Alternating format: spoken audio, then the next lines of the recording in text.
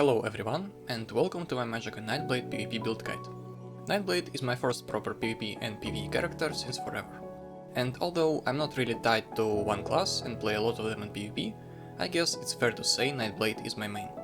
It's also the strongest class for me personally, and one of the most fun classes to play. So let's talk about it today, and let's just jump into the video. Gear I'm using on this build is pretty much the same as in my last Magblade video.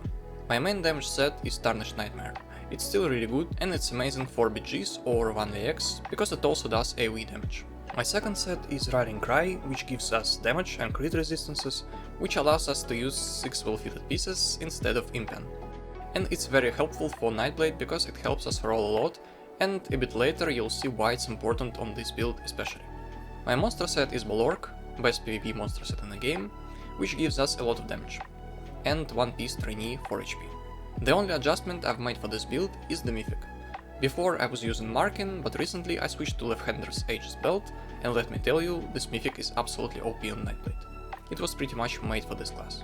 What it does is it gives you huge damage shield every time you roll, but it removes dodge iframes. That means that you don't avoid an attack when you roll, but considering that you are getting insane damage shield, you're not only avoiding an attack because of that shield, but you also avoid everything else, such as AoEs on the ground, projectiles and all of that good stuff. They of course hit you, but 20k plus damage shield is no joke, so if you roll and heal and just keep rolling and healing, it's really hard to die. Like I was already saying, with Rallying Cry you can use 6 well-fitted, and with Phantasmal Escape skill reducing cost of your roll dodge up to 100% and giving you major evasion, which tanks 20% damage from AoEs, you get absolutely insane throw ability. Add to this also great mobility of Nightblade and the fact that you can restore your resources with a press of a button. So yeah, I highly recommend this mythic over any other. This is what I'm using on this build. Here are some other set options. Instead of Tarnished you can use Null Arca, First Rider or even Night Mother's Gaze. Instead of Rallying Cry you can use Ratchet, and Mythic I personally wouldn't change, but you can use Saint and Seducer. Now let's move to the skills. On frontbar we have Phantasmal Escape for damage mitigation, CC immunity and infinite rolls. Cloak for invisibility, crit and damage buffs. Concealed Weapon as our spammable and source of minor expedition.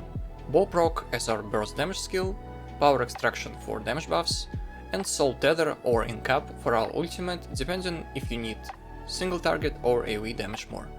On the backbar we have Healthy Offering as our burst heal, Refreshing Path as our heal over time and sustain buff, Vigor for minor resolve, Siphoning Attacks is another heal over time and sustain tool, Erisas for major breach, and Temporal Guard as our ultimate.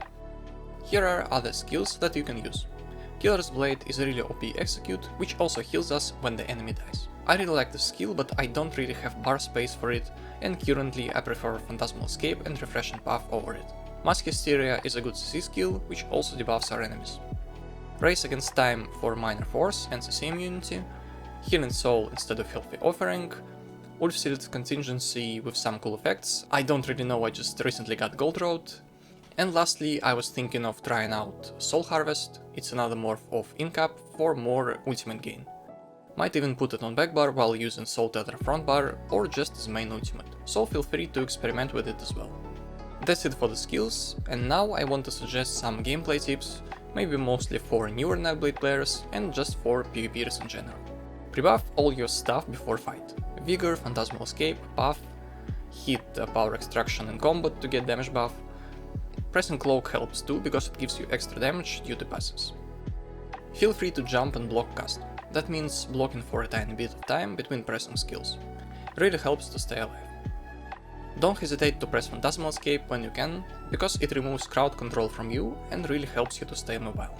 Try to learn animation cancelling on Concealed Weapon. That way you can do more spambles, because you'll be doing them faster, and you will also do a little bit more damage due to bash at the end.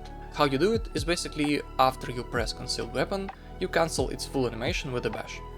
Takes some time to learn, but it's definitely worth it. If you are using Belt Mythic, roll. Roll a lot. With Rallying Cry, 6 well-fitted and Phantasmal Escape you can afford it. Use Siphon attacks in between fights or even sometimes in fights to restore resources. But be careful.